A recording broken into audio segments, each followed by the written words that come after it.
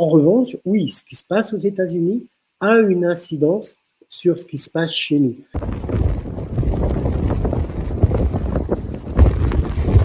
À l'inverse, tu as vu ce qui se passe aux États-Unis en ce moment, les tempêtes de neige et tout ça, du moins 55 ressentis.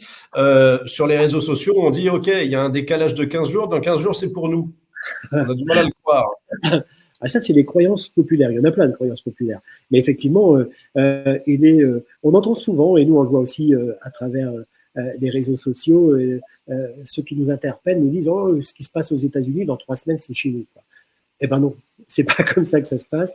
C'est pas du tout comme ça que ça se passe. En revanche, oui, ce qui se passe aux États-Unis a une incidence sur ce qui se passe chez nous. L'explication, c'est tout simple. L'air froid, qui était l'air froid polaire, est redescendu sur le Québec et l'Amérique du Nord. Il a envahi toute l'Amérique du Nord. Et de ce fait, il va ensuite, dans les jours qui suivent, glisser lentement sur l'Atlantique en perdant de son activité. Et cette confrontation de différentes masses d'air et en progressant sur l'Atlantique, eh bien, cela a comme conséquence de favoriser le développement de fortes dépressions sur le proche Atlantique. Et ces dépressions, lorsqu'elles vont s'approcher de l'Europe de l'Ouest, eh bien, elles vont diriger un vent et surtout donc une orientation des masses d'air de sud-ouest qui va remonter sur l'Europe de l'Ouest, y compris la France, et donc nous apporter une certaine douceur.